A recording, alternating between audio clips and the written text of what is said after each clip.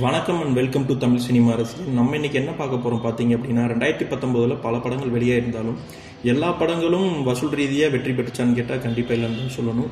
அந்த வகையில் வசூல் ரீதியாக நல்ல வெற்றி பெற்ற 10 படங்களோட லிஸ்ட்டை பற்றி தான் நம்ம இன்னைக்கு பார்க்க போகிறோம். வாங்க பார்க்கலாம்.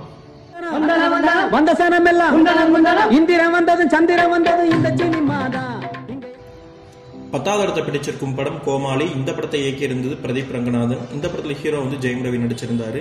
இந்த படத்தோட மொத்த பட்ஜெட் பார்த்தீங்க அப்படின்னா 25 கோடியில் எடுக்கப்பட்டிருக்கு. இந்த படம் மொத்தமாக கலெக்ட் பண்ணது பார்த்தீங்க அப்படின்னா உலக அளவில் பார்த்தீங்கன்னா 54 கோடி ரூபாய் வசூல் பண்ணியிருக்கு மொத்தமாக.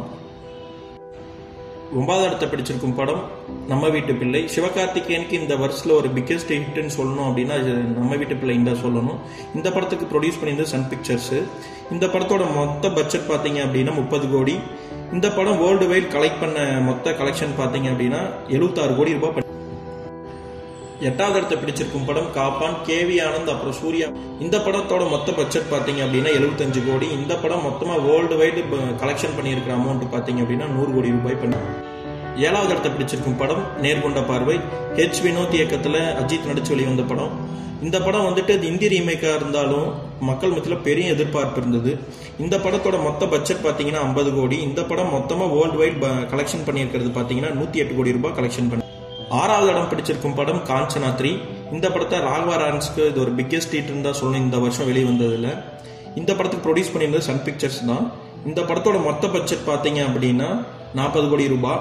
ஆனால் பாக்ஸ் ஆஃபீஸ் மொத்தமாக பார்த்தீங்க அப்படின்னா 130 கோடி ரூபாய் இந்த படம் வேர்ல்டு வைட் கலெக்ட் பண்ணியிருக்கு.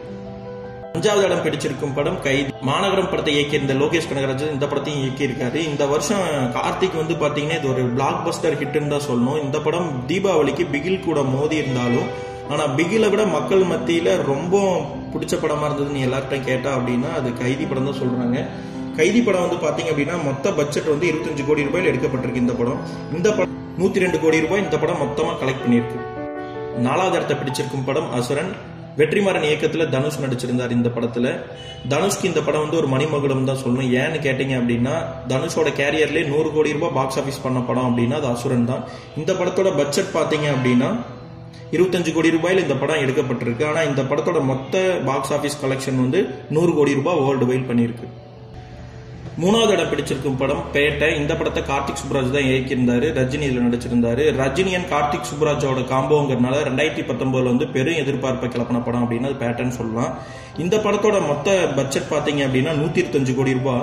இந்த படம் பாக்ஸ் ஆஃபீஸ் வேர்ல்டு வைடு பார்த்தீங்கன்னா 225 கோடி ரூபாய் பண்ணியிருக்கு. அதுவும் குறிப்பாக தமிழ்நாட்டில் மட்டும் பேட்டை படம் 110 கோடி ரூபாய் கலெக்ஷன். 2வது இடம் பிடிச்சிருக்க படம் விஸ்வாசம். சிறுத்தை சிவா இயக்கத்தில் அஜித் நடிச்சு இது 4வது படம்.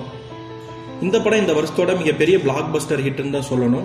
இந்த படத்தோட பட்ஜெட் பார்த்தீங்க அப்படின்னா 90 கோடியில் இந்த படம் வந்து இந்த படம் 160 கோடியிலேருந்து 200 கோடி வரைக்கும் வேர்ல்டு வைட் கிராஸ் பண்ணியிருக்குன்னு தான் சொல்லணும். தமிழ்நாட்டில் மட்டும் 130 கோடி ரூபாய் இந்த படம் பாக்ஸ் ஆஃபீஸ் பண்ணியிருக்கு. முதல் இடத்தை பிடிச்சிருக்க படம் பிகில். விஜய் அட்லி கூட்டணியில் வந்திருக்க 3வது படம் இது.